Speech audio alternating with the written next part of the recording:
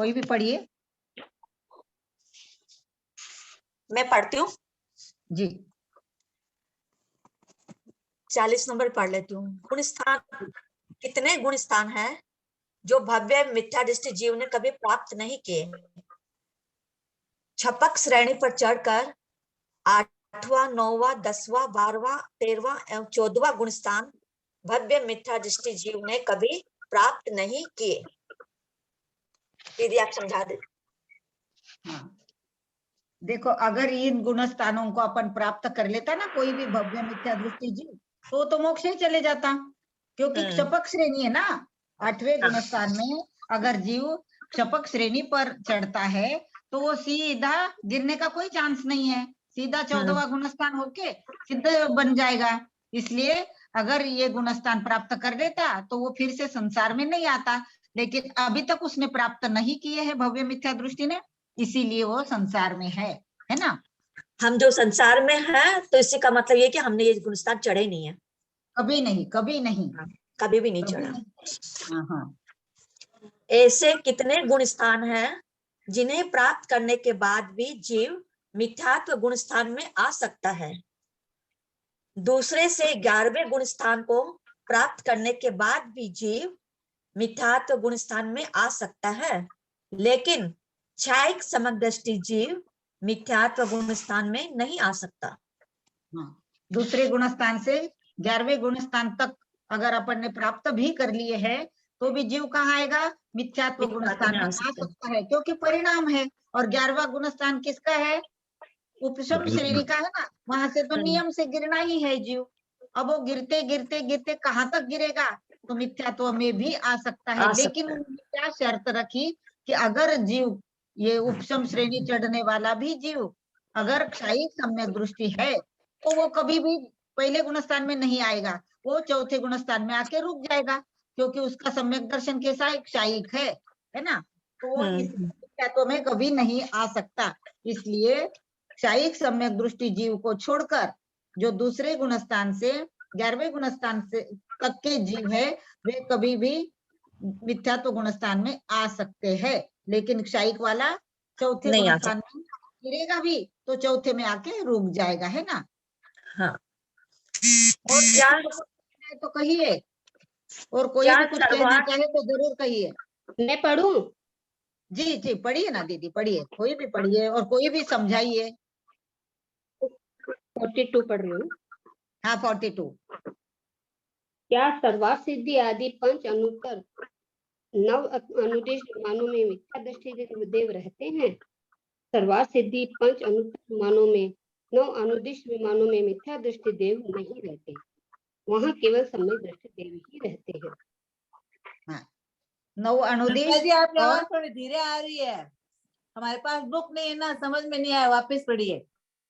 अच्छा, क्या सर्वार्थ सिद्धि आदि पंच अनुत्तर 9 अनुदिश विमानों में मिथ्या दृष्टि देव रहते हैं? सर्वार्थ सिद्धि पंच अनुत्तर विमानों में 9 अनुदिश विमानों में मिथ्या दृष्टि देव नहीं रहते, वहां केवल सम्यक दृष्टि देव ही रहते हैं। हाँ।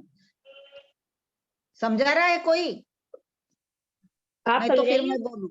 हाँ देखो, हाँ बताइए भाई साहब, बता रहे हो आप तो बताइए ना भाई साहब। आप ही बताओ, आप ही बताओ।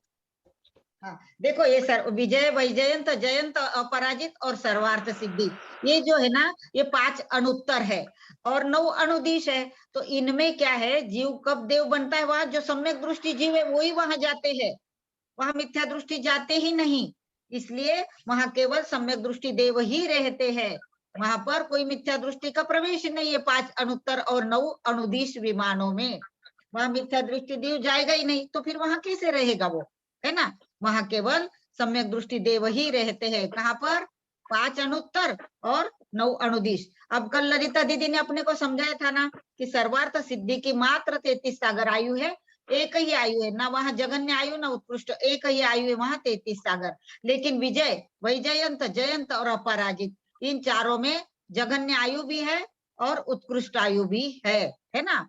और 9 अनुदिश विमानों में की आयु वहां पूरी करते हैं, वो मिथ्या दृष्टि देव वहां जाते ही नहीं, सिर्फ सम्यक दृष्टि देव ही वहां जाएंगे, इसलिए वहां मिथ्या दृष्टि रहते ही नहीं है। पढ़िए आगे। मिथ्या दृष्टि तो खाली 9 ग्रह तक की जाते हैं ना। जी जी बिल्कुल सही, बिल्कुल सही। पेज नंबर कौन सा है? 14। Page number 14, 14। अच्छा, ये गुणस्थान प्रवेशिका होगी। हाँ हाँ। वही, हाँ जी जी जी, गुणस्थान प्रवेशिका। मिथ्या दृष्टि जीव सर्वप्रथम कौन सा सम्यक प्राप्त करता है?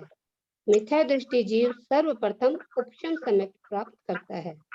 जी, मिथ्या दृष्टि जीव जो है वो सबसे पहले अगर उसको सम्यक दर्शन होगा तो वो कौन सा सम्यक दर्शन होगा? औपशमिक सम्यक्त्व वह प्राप्त करता है। मिथ्या दृष्टि जीव पहले जो सम्यक दर्शन की बाधक है 7 कर्म प्रकृतियां, उनका उपशम करके औपशमिक सम्यक्त्व वह प्राप्त करता है ना। और कुछ समझाना चाहे तो समझाइए कोई भी। क्या मिथ्या दृष्टि जीव क्षयोपशमिक सम्यक प्राप्त कर सकता है? हाँ, सादी मिथ्या दृष्टि जीव मिथ्यात्व अवस्था से क्षयोपशमिक सम्यक प्राप्त कर सकता है, परंतु अनादि मिथ्या दृष्टि जीव मिथ्यात्व अवस्था से क्षयोपशमिक सम्यक प्राप्त नहीं कर सकता। हाँ सरिता दीदी, आपसे पूछ रही हूँ मैं प्रश्न, सादी मिथ्या दृष्टि और अनादि मिथ्या दृष्टि दोनों को समझाइए। कौन है सादी मिथ्या दृष्टि और कौन है अनादि मिथ्या दृष्टि, बताइए। अनादि मिथ्या दृष्टि जो अनादि काल से मिथ्यात्व में है जी, और सादी जिसने कभी मिथ्यात्व छोड़ करके कभी सम्यक प्राप्त किया है। बिल्कुल बराबर है ना। अब यहाँ क्या कह रहे हैं कि असादी मिथ्या दृष्टि जीव जो है वह मिथ्यात्व अवस्था से करेगा क्षयोपशमिक सम्यक्त्व। अगर जिसने एक बार सम्यक्त्व प्राप्त कर लिया था लेकिन अभी वो छूट गया है, वो हो गया सादी मिथ्या दृष्टि जीव। और सादी मिथ्या दृष्टि जीव मिथ्यात्व अवस्था से सम्यक्त्व कौन सा प्राप्त कर सकता है? क्षयोपशमिक प्राप्त कर सकता है। परंतु जो अनादि मिथ्या दृष्टि जीव है वह मिथ्यात्व अवस्था से क्षयोपशमिक में नहीं जाएगा। वो पहले कौन सा प्राप्त करेगा? सर्वप्रथम औपशमिक प्राप्त करेगा। अपन ने पहला प्रश्न पढ़ा ना अभी, कि औपशमिक सबसे पहले वो प्राप्त करेगा, औपशमिक प्राप्त करेगा। कौन? जो अनादि मिथ्या दृष्टि जीव है।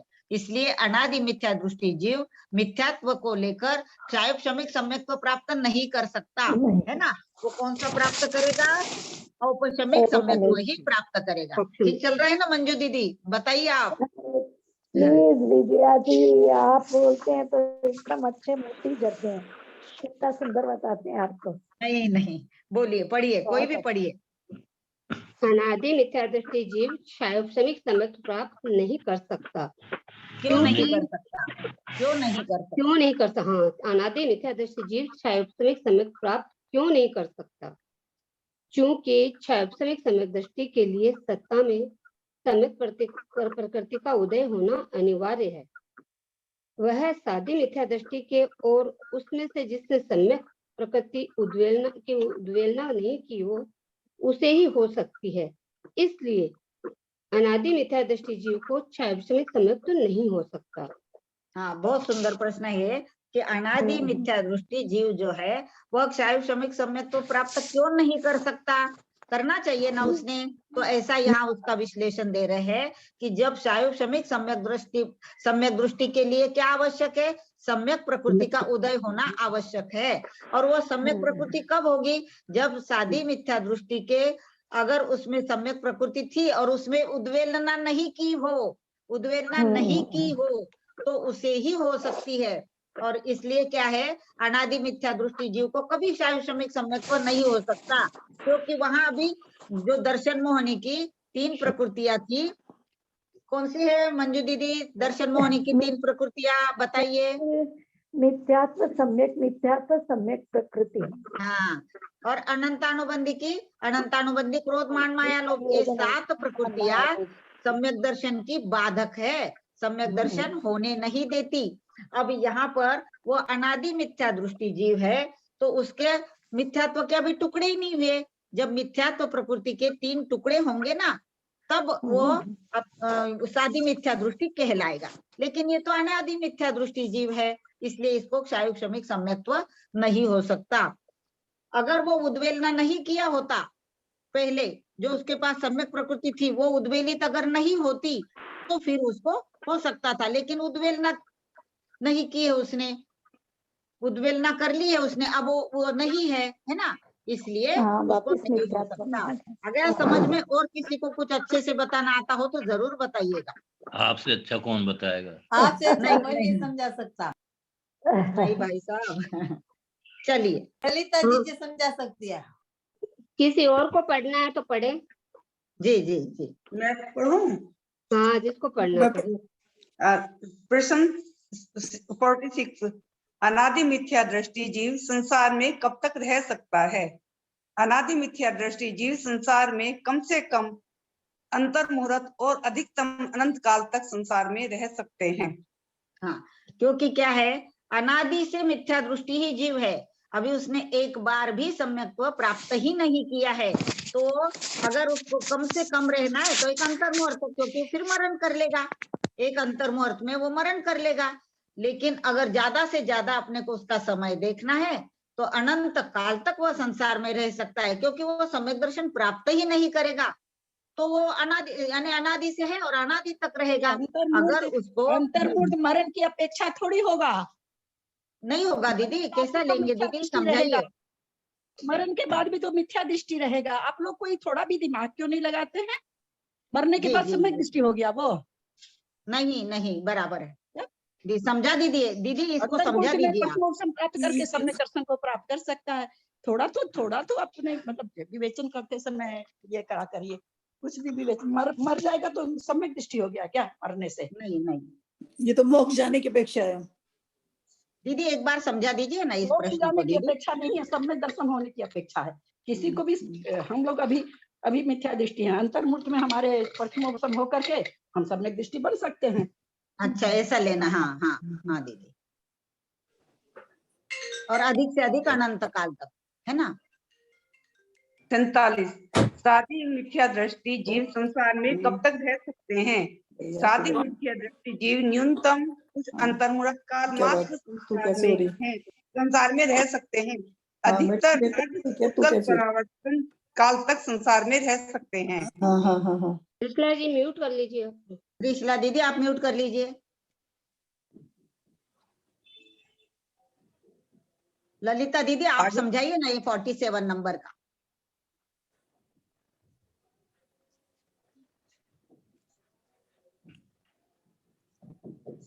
सादी मिथ्या दृष्टि जीव संसार में कब तक रह सकते हैं? हाँ दीदी, समझा रहे ना।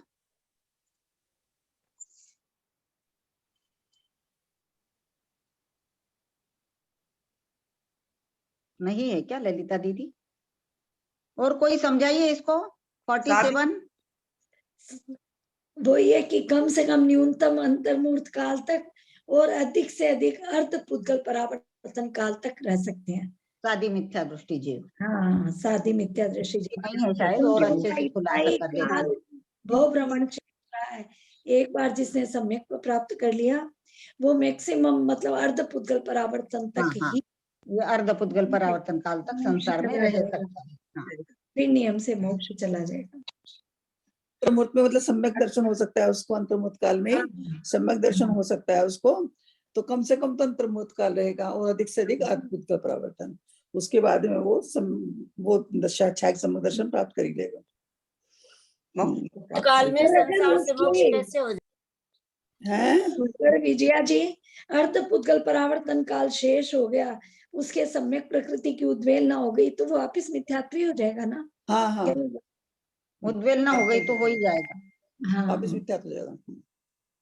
नहीं, मेरे ख्याल से नहीं, अर्ध पुद्गल परावर्तन तक तो अर्ध परावर्तन के बाद तो उसका दीदी होते ना तो और अच्छे से समझा देते नहीं, उसको मोक्ष हो जाएगा भाई।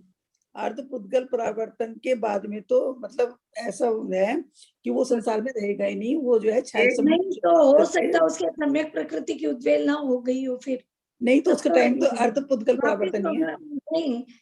यदि मंजू उसकी सम्यक प्रकृति की उद्वेलना हो जाएगी तो वो वापस प्रथमोत्सम करके वापस सम्यक्त प्रकृति टुकड़े करके सम्यक्त प्राप्ति प्राप्त कर लेगा। तो एक बार का तो वो मिथ्यात्व में आ ही जाएगा, तभी तो मिथ्यात्व में तो वो बार बार ही आ जाएगा, उसे अंतर्मुहूर्त में भी आ सकता है। सादी मिथ्यात्व का मतलब यही है कि वो मिथ्यात्व में ही है। सादी मिथ्यात्व का मतलब वो मिथ्यात्व में ही है। मैं वही तो लेकिन बोलूंगी उसको वापस सम्यक तो नहीं, होएगा और आप अर्धपुद्गल ये प्रवर्तन में बोल पूर्व मोक्ष। आप ये हाँ। बोल रही है ना मंजू दीदी, आप ये बोल रही है ना कि वो अर्धपुद्गल परावर्तन के बाद में भी अगर वो बाद में जो है हाँ। अगर उसकी सम्यक प्रकृति को द्वेल ना करे तो संसार में आ जाएगा। लेकिन मेरा कहना यह है कि अर्धपुद्गल परावर्तन के बाद में वो संसार में नहीं आएगा, मतलब उसे अर्धपुद्गल परावर्तन से ज्यादा जो है वो जीव नहीं रहेगा। हाँ, जिसने एक वो बार सम्यक मोक्ष प्राप्त चला कर ही लिया है जाएगा। हाँ। वो नहीं रहेगा। वो अर्धपुद्गल अर्धपुद्गल परावर्तन परावर्तन में काल का हाँ अंतर्मुहूर्त मोक्ष काल कर ही शेष लेगा, रहेगा तो वो सम्यक दर्शन प्राप्त कर लेगा और करके मोक्ष भी चला मोक्ष जाएगा। चला ही ये जाएगा। सम्यक दर्शन नहीं, की वो अधिकतम तो अर्थ अगर है। उसने सम्यक्त्व प्राप्त कर लिया तो। नहीं, और भाई सम्यक नहीं, प्राप्त वो करेगा करेगा ही, तो वो प्राप्त नियम करेगा है। ही, करेगा ही। वो यहाँ सम्यक कोई तो प्राप्त उद्वेलना करेगा ऐसा ही, मत जिसने लगाइए, उसकी अर्धपुद्गल सत्ता में रहेगी, ये परावर्तन नियम है। काल बांध लिया है, क्यों साधी मिथ्या दृष्टि है, हो जिसका सकता है वापस। अर्धपुद्गल शादी का एक मिनट मतलब भी हो मीना गया, जी, भाई साहब को बोलने दीजिए। शादी शादी का मतलब मतलब हो जिसने गया कि अधिक से अधिक वो टुकड़े कर अर्धपुद्गल दिए। परावर्तन काल तक रहेगा। और ऐसा कथन है कि अर्धपुद्गल परावर्तन काल तक भी अगर उसने एक अंतर मुहूर्त पहले तक भी अगर मिथ्यात्व में है तो नियम से अंतर मुहूर्त के अंदर वो सम्यक प्राप्त करके छपक श्रेणी पे आरूढ़ होके वो हाँ, मोक्ष फिर चला तक जाएगा। मोक्ष हो जाएगा अगर उसने एक हाँ, शाही सम्यक को यहाँ प्राप्त कोई कर लिया। उद्वेलना की अपेक्षा नहीं है, मतलब उसके नहीं है। ऐसी प्रकृतियों का ही रहेगा, इसलिए उद्वेलना में अच्छा। उलझिए मत, उद्वेलना नहीं होगी उसकी। उसको अच्छा। सम्यक दर्शन ऐसी है, अगर सम्यक नहीं प्रकृति मतलब वो जाएगा ही जाएगा। नियम से उसको ले जाएगी, ये सम्यक दर्शन की जाएगा। महत्ता है। इसमें ये है कि जिसने एक बार अर्धपुद्गल परावर्तन बांध लिया है वो उसके बाद में एक समय भी नहीं रुकेगा, चाहे वो क्षयिक सम्यक दृष्टि हो के वो मोक्ष प्राप्त कर लेगा। हाँ, बांध अंतर्मुहूर्त लिए में का चला मतलब जाएगा। नहीं होता है इसमें, बांध लिए का कोई मतलब नहीं है इसमें। तो ये है अगर जो मतलब अगर मतलब जो साधी मिथ्या दृष्टि जीव है उसकी उसको वो रहेगा ही अर्धपुद्गल मतलब परावर्तन। अर्धपुद्गल परावर्तन है। इसको क्लियर करिए आप लोग, पहले वाली को। शादी मिथ्या दृष्टि जीव न्यूनतम कुछ अंतर्मुहूर्त काल मात्र संसार में रह सकता है। हाँ, इसको क्लियर करिए। वो तो शादी- कि भाभी वो हो गया, उसको अर्धपुद्गल शाही- परावर्तन तो सबको समझ में आएगा, पहला वाला क्लियर करिए। कौन सा क्वेश्चन है? कौन सा क्वेश्चन है? 47 43 नंबर, पेज नंबर 15 पर है। तो कुसुम पेज भाभी नंबर वो 15। अगर सम्यक दर्शन हो गया तो क्षायिक सम्यक को प्राप्त करके अंतर मुहूर्त में भी अपना कल्याण कर सकता है, मोक्ष जा सकता है। और मैक्सिमम वो दिया है अर्धपुद्गल परावर्तन। हाँ, वो तो अधिकतम हाँ, लिखा ही है ना शब्द यही लिखा है। यही क्योंकि शादी है वो सम्यक हाँ, प्रकृति हाँ, यही है। उद्वेल में आ गई, उद्वेल हाँ, ये- हृदय में आ गई तुरंत ही। यदि उसका एक अंतर्मुहूर्त पहले ही मीना जी, उसने आप सम्यक उसको दर्शन को कुसुम प्राप्त भाभी किया है, आप बोलो। ये कुसुम सब भाभी। सिद्धांत की बातें है ना, कोई भी है ना, ललिता जी के बिना हम लोग पढ़ते हैं तो कुछ भी हाँ। गलत होता है तो हम लोग दोष के भागी बनते हैं, इसलिए थोड़ा हाँ। सा सोच समझ के अपन लोग करें। ललिता जी हो तो वो समझाए तो अपने को क्लियर हो हाँ। जाता है, गलती नहीं रहती है तो कोई। वो नहीं है तो अपन क्या करें? विजया जी या नरेंद्र जी, भाई साहब जो भी बोलिए। विजया जी नहीं, कहाँ गए हैं? हाँ, नहीं ठीक है कुसुम दीदी, आपने बोला, त्रिशला दीदी ने बोला, सब ठीक है, बराबर है। ललिता दीदी है नहीं ना, लेकिन भाई साहब ने भी यही बताया है। हाँ, ऐसे ठीक का है। प्रश्न पड़- 47 में आंसर तो दिया वही है ना। अरे आंसर तो सबको है, दिया। उसको एक्सप्लेन करना है ना मंजू दीदी, एक्सप्लेन कर रहे हैं अपन। करिए इसमें आप तो भी। कोई विशेष बात है ही नहीं। अधिकतम अर्धपुद्गल परावर्तन काल तक संसार में रह सकता है, तो ये तो सिंपल ही है एकदम। हाँ, ये हो तो गया, सबको समझ पहली में लाइन आया। बोल हम रहे तो हैं, बोले पहली कुछ वाली लाइन। न्यूनतम का क्लियर करो, कैसे होगा? हाँ, वो तो न्यूनतम। समझ आना चाहिए ना सबको। हाँ, क्या चीज है अरे कुसुम? अर्धपुद्गल वो क्लियर है, लेकिन कुछ न्यूनतम अंतर्मुहूर्त काल भी तो क्लियर होना चाहिए ना, जो नहीं समझ में आता है जिनको, या जो भी हो अपने को, ये बोल रही हूँ। इसलिए एक एक लाइन को क्लियर करना पड़ेगा। हाँ, इसमें न्यूनतम में तो देखो कुसुम दीदी, ऐसे मेरे ख्याल से ऐसे ही आएगा कि न्यूनतम मतलब जो सबसे कम से कम समय अगर रहेगा तो अंतर्मुहूर्त काल रहेगा, और अधिक कोई से तो अधिक कैसे रहेगा। रहेगा, कोई साथी विचार दृष्टि किस प्रोसेस से जाएगा वो अंतर्मुहूर्त में? साधी मिथ्या दृष्टि जीव है, उसने जो है सम्यक दर्शन प्राप्त कर लिया, क्षयिक सम्यक दर्शन प्राप्त कर लिया, अंतर्मुहूर्त काल में छपक श्रेणी चढ़ के वो मोक्ष चला जाएगा। कम से कम समय की बात है। अगर कोई जीव कम से कम समय में, मतलब कोई साधी मिथ्या दृष्टि जीव है, अगर वो साधी मिथ्या निमित्तन आदि होता तो उसको प्रथमोपम प्राप्त करने के लिए अंतर्मुहूर्त चाहिए होता। लेकिन ये तो साधी मिथ्या दृष्टि जीव है तो उसको प्रथमोपम करने की तो जरूरत नहीं है। तो वो कम से कम जो अंतर्मुहूर्त काल आएगा उसमें वो जीव जो है छपक श्रेणी चढ़ के एक अंतर्मुहूर्त में मोक्ष जा सकता है। कम से कम समय बताया, ये समय की अपेक्षा से कथन है। और उसने कहा कि अगर वो अधिक से अधिक रहा, कुछ अंतर्मुहूर्त काल लिखा है, कम नहीं लिखा है। हाँ, कुछ अंतर्मुहूर्त काल, मात्र मतलब कुछ अंतर मुहूर्त हो जाएगा ना कि वो सादी मिथ्या दृष्टि जीव एक सम्यक दृष्टि बनेगा, उसके बाद में फिर वो सही मतलब संयम लेगा। 6 वो एक अंतर मुहूर्त तो मतलब यही पे वर्ड पे जोर दे रही हूँ, कुछ अंतर मुहूर्त को क्लियर करने के लिए यही बोल रही हूँ। हाँ, कुछ ये अंतर बार मुहूर्त बार काल बोल रहे में हैं छपक होकर के चला जाएगा, वो ठीक है, लेकिन ये कुछ अंतर मुहूर्त भी क्लियर होना चाहिए सबको। तो डायरेक्ट चपक में जाएगा हर क्या वो? प्रोसेस के बाद डायरेक्ट विश्राम जाएगा लेता है चपक ना श्रेणी जीव। में? शाही कुछ सम्यक तो तुरंत प्राप्त कर लेगा क्या वो? नहीं नहीं, तो शाही कुछ अंतर मुहूर्त तो हाँ। लगेंगे ना उसको, कुछ अंतर मुहूर्त तो लगेंगे ही। कुछ अंतर मुहूर्त काल इसी में शब्द संसार पे जोर दे रही हूँ मैं, कुछ अंतर मुहूर्त क्लियर करिए, इसीलिए बोल रही आप हूँ, करिए सबको ना, ये क्लियर क्योंकि होना आप चाहिए। क्या बताना चाह रही हैं, आप बताइए ना, आप मेरे क्या को नहीं बताना आता, चाह रही मैं हैं? बोलती नहीं इस विषय में, क्योंकि इसमें कोई भी गलती हो जाती है, भूल चूक, फिर दोष लगता है, तो पूरा जब तक अपना एकदम बात क्लियर नहीं हो कोई भी चीज कॉन्सेप्ट, ऐसा तब तक मानना बोलने चाहिए में। दीदी, ऐसा मानिए कि वो सप्तम गुण स्थान में वो महाव्रती बन चुका है, सप्तम गुण स्थान में उसको सम्यक दर्शन फिर से उत्पन्न हो गया और छपक श्रेणी में हाथों हाथ आरूढ़ हो गया, और छपक श्रेणी के जितने समय है कम से कम समय में वो चला जाएगा। छपक श्रेणी का समय सब गुण स्थान का एक एक अंतर मुहूर्त बताया, लेकिन वो हाँ, सब मिला के भी अंतर मिला कर भी एक अंतर मुहूर्त है। और हाँ, अंतर मुहूर्त करके अब उसके बाद उसको संसार में नहीं रहना है, तो उसको केवल ज्ञान भी हो जाएगा और उसका निर्माण भी हो जाएगा। सारे काम वो सब एक एक अंतर मुहूर्त में करेंगे, और सारा अंतर मुहूर्त मिला के भी एक अंतर मुहूर्त ही रहेगा, ये कम से कम बताया। हाँ। अब भाई साहब इसका मतलब ये आपने लिया क्या कि सादी मिथ्या दृष्टि जीव वो 7वें गुण स्थान में है, ऐसा पकड़ना है क्या? हाँ, उसको तो दीक्षा लेगा ना, जो दीक्षा लेगा वही तो केवल ज्ञानी बनेगा ना। तो 7वें गुण स्थान में बताया कि हम लोग कर सकते हैं। भैया जी 7वें गुण स्थान में मिथ्या दृष्टि नहीं होगा ना, मिथ्या दृष्टि तो में ही होगा। नहीं, आपने हम लोगों ने पहले पढ़ा है कि प्रथम उपशम सम्यक दर्शन असंख्यात बार हो सकता है जीव को। हम ऐसा मानेंगे कि उसने हाथों हाथ अंतर मुहूर्त में किया, तो 7वें गुण स्थान में जैसे बताया प्रथम उपशम के कितने गुण स्थान होते हैं, प्रथम उपशम के गुण स्थान बताए हम लोगों ने पढ़े, चौथा गुण स्थान होता है, 5वां होता है और 7वां होता है ना, 6ठा नहीं होता, क्योंकि वो ऑलरेडी दीक्षा मुनि महाराज है और जिसमें उसने किया तो उसकी विशुद्धि बढ़ गई, वो 7वें गुण स्थान में ही विशुद्धि बढ़ेगी और सम्यक दर्शन प्राप्त कर लेगा। 6ठे में नहीं बताया, तो वो हम ऐसे ही मानेंगे कि 7वें गुण स्थान में उसने सम्यक को वापस से ग्रहण किया और मतलब मुनि बन चुका था, और हाथों हाथ उसने छपक श्रेणी पे आरूढ़ होके केवल ज्ञान प्राप्त करके निर्वाण को प्राप्त कर लिया। अब उसकी आयु, क्योंकि उसको एक अंतर मुहूर्त में सारे काम करने हैं उसको।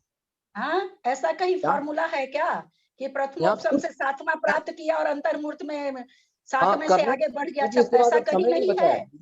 सबसे बड़ी चीज, सबसे बड़ा समय नहीं बचा है। हम लोग एक अंतर मुहूर्त पढ़ा था एक जगह कहीं पर भी कि अंत के अंतर मुहूर्त में नियम से वो करके मोक्ष जाएगा। अरे अंतर मुहूर्त अंत का क्यों ले रहे हैं? पहले आप उसको बनाइए तो सही, मुनि तो बनाइए, छपक तो बनाइए। ऐसे बोलने से थोड़ी हो गया कि आप प्रथमोपशम को 7वें में भेज दिए और 7वें से सीधे ऊपर चढ़ गया। ऐसा 7 काल में तीर्थंकर के भी नहीं होता है। 6ठा 7वां झूलना पड़ता है हजारों बार। नहीं ऐसे थोड़ी कथन बनते हैं। हाँ, नहीं, वो भी नियम है कि 6ठे 7वें में मुनि महाराज को झूलना ही पड़ता है, ये भी नियम ही है, सही बोले आप। लेकिन अब एक अंतर मुहूर्त काल में इसको सब घटाने पड़ेगा ना। एक अंतर मुहूर्त बहुत छोटा है, बहुत लंबा समय नहीं है, 48 मिनट। एक अंतर मुहूर्त तो 48 मिनट वाला है यहाँ। हाँ, सारे अंतर मुहूर्त छोटे हैं। हाँ, तो सारा कार्यक्रम उसको इतने में ही करना पड़ेगा, सारा कार्यक्रम इतने में ही करना है। तो अब कहाँ से प्रथमोपशम 7वें में पहुंच गया, उसके बाद वो 3 करण करेगा, दर्शन मौनी की प्रकृति का क्षय करेगा, 6ठा 7वां झूलेगा, उसके बाद फिर वो करण करके तब फिर जाके वो छपक श्रेणी है। ऐसे थोड़ी छपक श्रेणी आ जाएगी। तो आप बताइए ना, अच्छा हुआ ना हमारे बताने की बात भी है, मैं कल बता चुकी हूँ। दीदी कल आपने अनुयोग द्वार में बताया था कि 14 अंतर मुहूर्त होएगा, उसमें से अनुयोग द्वार में 14। हाँ, मंजू को याद आ जाए। 13 बताए थे ना मंजू जी, 13 बताए थे ना। हाँ, 13 या 14 जो भी बताए। अब क्यों याद आ रहा? पहले क्यों नहीं याद आया? पहले क्यों नहीं याद आया? मैं किताब इसीलिए बार-बार बोल रही हूँ, कुछ अंतर्मुहूर्त काल, कुछ अंतर्मुहूर्त काल कितने होंगे? कुछ अंतर्मुहूर्त काल तो कुछ वो 14 छोटी चीज ही होएगा, उसको भी 13 छोटी चीज भी। चौथे गुण, अच्छा आप लोग अब समझिएगा, चौथे गुण स्थान में कोई कितनी बार तीन करण कर सकता है? बोलिए तो, देखिए क्या समझ रहे हैं आप लोग। चौथा गुण स्थानवर्ती कोई जीव है, वो कम से कम मतलब ज्यादा से ज्यादा कितनी बार तीन करण कर सकता है और क्यों क्यों कर सकता है, ये समझ जाएंगे तो आपको आगे की विवेचना में इतनी गलती नहीं होगी। वो तो सिर्फ क्षयिक सम्यक्त की प्राप्ति के लिए ही करेगा, उसके लिए और प्रथमोपशम के करने के लिए, विसंयोजना के लिए, अनंतानुबंधी एक मिनट ऐसे करके नहीं बोलना है, एक तो पूरे सेंटेंस बोलना है। जिनवानी माँ को हल्के में मत लीजिए, है ना। क्या चाहिए विसंयोजना, कोई नया आदमी बैठा वो तो कुछ नहीं समझा। हम ये पूछ रहे हैं प्रथमोपशम करने के लिए आपने कैसे बोला, जिसने भी बोला। मैं चौथे गुण स्थान में पूछ रही हूँ, चौथे गुण स्थान में प्रथमोपशम नहीं होता। प्रथमोपशम सम्यक्त होता है, किया नहीं जाता है, वहां हो सकता रहता है, वहां थोड़ी किया जाता है। प्रथमोपशम तो अनादि मिथ्या दृष्टि करता है। तो कोई चौथा गुण स्थान वर्ती है, वो आगे बढ़ने के लिए उसको कम से कम कितने बार अनंतानुबंधी का विषय योजना करनी पड़ेगी।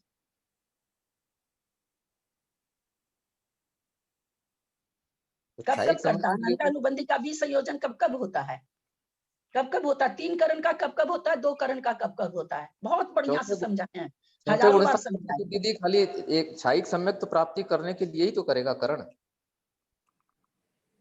क्षयिक सम्यक्त प्राप्ति करने ऐसे हो जाएगी परिणाम क्षयिक सम्यक्त की प्राप्ति के लिए करेगा, तो उस समय विसंयोजना में करण करेगा और दर्शन मोहिनी के लिए करण करेगा। 2 बार करण परिणाम होने चाहिए। और चौथे गुण स्थान में और दीदी मुझे होगा? आप बताइए।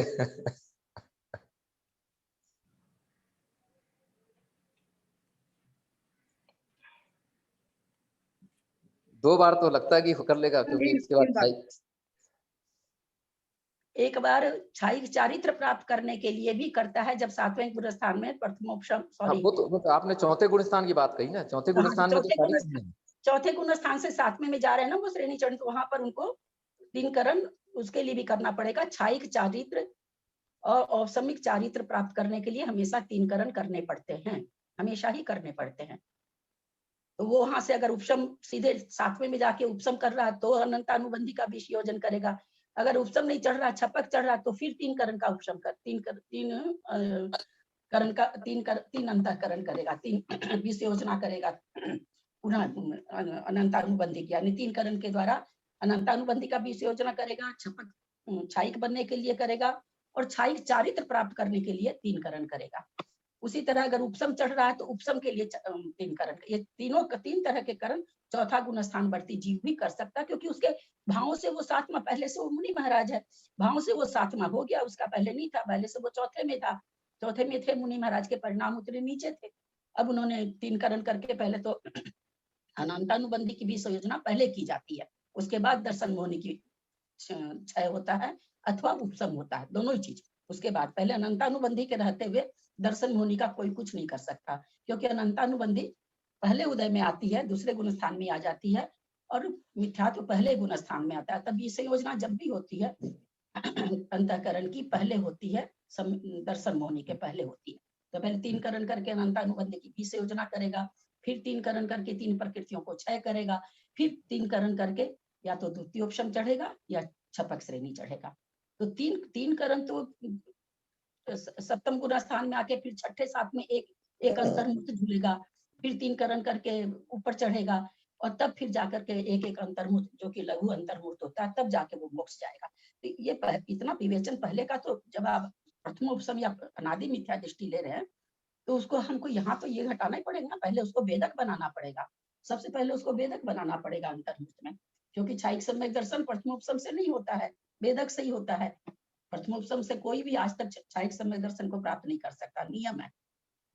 दीदी यानी चौथे गुण स्थान में उसने 3 बार करण किए है ना, 3 नहीं, चौथे गुण स्थान किया, अनंतानुबंधी का विषयोजन किया, फिर करण के आपको दर्शन होने का क्षय कर लिया, क्षयिक बन गया, फिर तीन करण करके सकल संयमी बन गया, सकल संयमी बनने के बाद अंतर्मुक्त प्रमाण तक छठे साथ में झूलता रहा, फिर उसके बाद में तीन करण करके चारित्र मोहिनी का क्षय किया, फिर उसके बाद अंतर्मुक्त लगते हुए और फिर वो मोक्ष चला गया। इस तरह से उसके 13 अंतर्मुक्त लगते हैं। लेकिन दीदी इसमें तो सादी मिथ्या दृष्टि जीव के लिए आया ना, देखो सादी मिथ्या, इसमें आदि प्रथमोपशम तो करने की बात सादी मिथ्या दृष्टि जीव लेंगे तो प्रथमोपशम कराना पड़ेगा, तब 14 अंतर्मुक्त लगेगा। अच्छा दीदी, सादी मिथ्या दृष्टि को भी बोला कि सॉरी अनादि मिथ्या, गलती बोल गए, अनादि मिथ्या दृष्टि के प्रथमोपशम कराना पड़ेगा तो एक अंतर्मुहूर्त ज्यादा लगेगा। लेकिन बोलते हैं कि एक अर्ध पुद्गल परावर्तन काल में बोले असंख्यात बार उपशम सम्यक तो ग्रहण कर सकता है छूट के। अच्छा तो उसको बताइए, प्रथमोपशम बोले चाहे बहुत- उपशम बोले, मैंने तो वो तो तो शादी इसका करेगा ना। मैंने वो तो इसका कर्मकांड जी की गाथा सहित एक बार नहीं, करना अनुयोग पढ़ाए हैं तभी 3-4 बार बता दिए। अभी इस सत्संख्या अनुयोग द्वार में कई बार बता दिए और गाथा सहित बता दिए, प्रमाण सहित। कितनी बार कर सकता है कोई भी प्रथमोपशम, कितनी बार कर सकता है और कौन कर सकता है? असंख्यात बार कर सकता है जी, प्रथमोपशम तो असंख्यात बार कर सकता है जी। नहीं दीदी, प्रथमोपशम अपना एक जीव प्रथमोपशम एक जन्म में 2 बार कर सकता है, और वो भी है ना, वो भी जिसकी आयु ज्यादा हो। अरे रुकिए रुकिए मंजू जी, हम लोग नहीं कर सकते हैं। नहीं, हम लोग नहीं कर सकते जिसकी आयु ज्यादा हो, जिसकी आयु ज्यादा हो। श्रेणी की बात कर रहे हो उपशम दीदी? श्रेणी की बात, एक मिनट सुनिए आप लोग, वो उपशम श्रेणी की बात है। एक जीवन काल में कोई जीव 2 बार उपशम श्रेणी चढ़ सकता है, पूरे जीवन में 4 बार चढ़ सकता है। जहां तक प्रथमोपशम की बात है, हम लोग थोड़ी कर सकते हैं, कर्म भूमि के मनुष्य हम लोग थोड़ी कर सकते हैं। या तो भोग भूमि के 3 पल्ले वाले कर सकते हैं, या देव कर सकते हैं, या नागी कर सकते हैं। मनुष्य नहीं कर सकता है, मनुष्य की आयु है ही नहीं। कितना उद्वेलना होने में कितना समय लगता है? एक एक प्रकृति उद्वेलना में असंख्यात पल्ले का असंख्यातवां भाग लगेगा, फिर वो प्रकृति मिथ्यात्व में आएगी, फिर 25 प्रकृति का होगा, तब उसके बाद फिर अगर सम्यक तुक प्राप्त किया तो उसको फिर वैसे ही उपशम करना पड़ेगा ना, ऐसे ही कहा था ना। पल्ले, हाँ पल्ले का असंख्यातवां भाग लगता है उद्वेलना करने में। तो उसका भी 2 तरह का कथन था, वेदक सम्यक कब तक रहेगा, वेदक सम्यक की सीमा कब तक है, वर्ष पृथक तक अगर सम्यक प्रकृति इसमें रहती है, सत्ता में रहती, तब तक भी कोई पंचेंद्रिय उदय में ला सकता है। एक इंद्रिय के था कि 1000 वर्ष भी अगर उसके बच गई है सत्ता, एक इंद्रिय से घूम घाम के आया तो भी वो वेदक सम्यक तो डायरेक्ट 2 करण करके कर सकता है, अन्यथा उसको 3 करण करके प्रथमोपशम करना होगा, और तब उसके बाद वो छायोपशमिक बनेगा। छायोपशमिक बन के फिर वो छायिक बनेगा।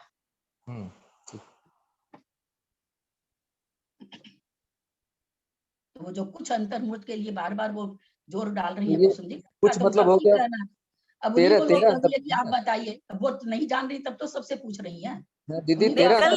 कल दीदी आपने अनुयोग द्वार में बताया था ना कि तो 14 मुहूर्त का। हाँ, तो कुसुम जी भी थी, कुसुम तो याद तो नहीं आया ना किसी को। मैं बार बार इससे कुछ माया तो मन में डाउट था कि कल वाली बात है शायद ये 14 अंतर्मुहूर्त वाली, लेकिन श्योर नहीं होते तो मैं बोलती नहीं कि सिद्धांत की बात गलत मुंह से निकलेगी तो बार बार ललता जी हमको समझाते हैं। तो जब तक खुद का अपना कॉन्सेप्ट क्लियर नहीं होता है तब तक बताने लग जाए तो गलतियां हो जाती है फिर, इसीलिए मैं कल ये चीज 2 बार काल पर रूपना पढ़ाते हुए 2 बार बताई गई थी। ललता जी आधा काम करती हूँ आधा सुनती हूँ, वीडियो जल्दी से आते नहीं है, मुश्किल यही है। कुसुम जी को है उधर जाके कुछ करती होंगी, फिर आती होंगी, कुछ को स्थिरता से बैठ नहीं पाती हूँ इस क्लास में। कल मंजू जी ने सलाह दिया था 15-20 मिनट गैप रहेगा तो बहुत अच्छा रहेगा, मेरे लिए तो बहुत ही अच्छा रहेगा। यदि सवाजत से शुरू होता है तो बहुत अच्छा रहेगा। दीदी कल हम लोगों ने ये सोचा था कि जैसे ना ये क्लास होती है ना तो उसमें हम लोग को 2 मिनट भी नहीं मिलता, तुरंत शुरू हो जाती है। तो किसी को चाय दूध पीना होता है क्योंकि 9 बजे से पहले कोई लेता नहीं है, और 9 बजे के बाद कुछ लेता है, तो 10 मिनट लेट करें क्या अपन या क्या करें? 10:15 अभी तो 10:15 से कर ले, 10:15 से।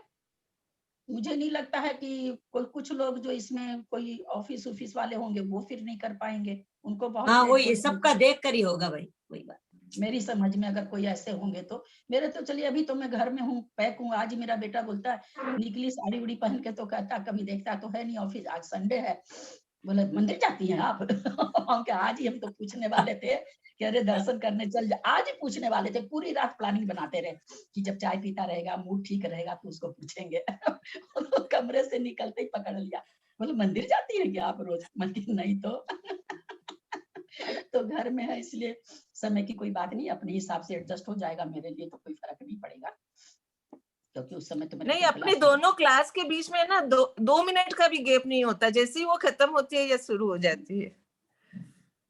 तो 10:15 तो आप लोग ज्यादा नहीं ले रहे हैं क्या? 9:40 में उसको समय से खत्म हो से तो 35 मिनट हो गया। हाँ, लेकिन 9:40 खत्म ही नहीं होती है दीदी कभी भी, वो 9:50 पे ही खत्म होती है। जैसे ही खत्म होती है क्लास हो जाता है जल्दी से, इसीलिए मैंने कहा 9:50 से ठीक बात है, 9:50 से तो हो ही जाता है, तुरंत ही हो जाता है, ठीक ही बात है। अब देखिए भाई क्या करें क्या बताऊं मैं, सब लोग तो ऐसे नहीं है जिनको 9 बजे तक का त्याग है, खाली कुसुम जी को हो तो पता नहीं। कुसुम नहीं, जी भी मेरे 9 को तो बजे तक- लेने की झांकनी है, मुझे तो थोड़ा सा वो चोखा की सब्जी भाजी सुधारने का टाइम मिल जाता है और कुछ नहीं, लेने की कोई झांकनी है मेरे तो ना। नहीं, और 9 बजे तक का तो शायद त्याग भी नहीं है, नहीं, क्योंकि लेने का दर्शन कोई विकल्प नहीं है, खाली दूसरी तैयारी के लिए जैसे सबकी सुविधा है वैसे करिए, हम अपना मैनेज करेंगे, कैसे भी करो, वीडियो सुन के कुछ भी सुन के जो भी करें, दूसरों के सबके हिसाब से सोचना, या तो नहीं, व्यक्तिगत कोई ऐसे कोई बात नहीं। जरूरी नहीं है दीदी, ऐसे जरूरी नहीं है। हम लोग तो ऐसे ही सोचे थे कि 10 से 11 का कर ले अपन, क्योंकि 10:15 से 11, 11:15 फिर उसके बाद हम उठेंगे, कुछ करेंगे, कुछ बहू करेगी, क्योंकि बाकी तो सब कोई नाश्ता कर लेते हैं। आजकल मेरा हाँ। इतना दिन है तो कोई मेरा वेट तो करता नहीं है। छोटे वाले के यहाँ तो हमको परेशानी हो रही थी, छोटा वाला बैठा रहता था, आसरा देखता रहता था। यहाँ संजय ऑफिस जाने लगा, उस समय वो घर में रहता था, तो इसलिए सबका नाश्ता हो जाता है। अब हम लोग उसके बाद उठेंगे, उसके बाद इनको देंगे, तो कितना इनको नाश्ता में लेट हो जाएगा। अच्छा दीदी, आप पहले नहीं लेती क्या ये बीच की क्लास में, जैसे क्लास खत्म होके? हम बीच में क्या, हम तो इसके पहले दवा लेके ही बैठते। आप लोग दोबारा जब पुकार रहे थे तो उस समय मैं ले रही थी, दवा वगैरह ले रही थी, तो बोल नहीं पाई उस समय।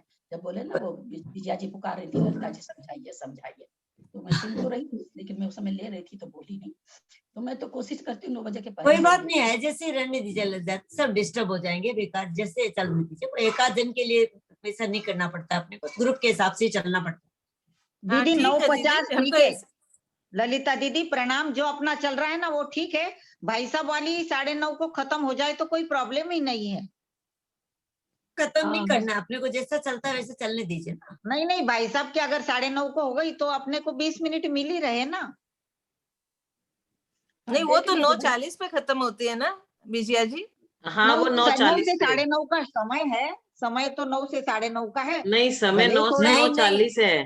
9 to 9:40। ठीक है ना, ठीक है 9:40 का ये वो 9:40 ठीक है, उसको नहीं चेंज करना कुछ भी, हाँ चलने ठीक है ना, जैसा भी आप में ना सबसे ज्यादा थोड़ा हम समझते भी है, कुसुम जी को तो बहुत परेशानी होती होगी, ये मेरे को, क्योंकि उनकी रूटीन में जानती हूँ, थोड़ी सी वहां रही हूँ, क्या कई बार जाती भी थी, तो मैं उनकी रूटीन जानती हूँ, उनको तो खैर बहुत ही परेशानी होती होगी। लेकिन क्या वही है चीज, सिद्धांत की चीज कोई परेशानी नहीं, आपसे ज्यादा परेशानी थोड़ी, आप इतना समय दे रहे हो सबके लिए, आपसे ज्यादा परेशानी तो है नहीं।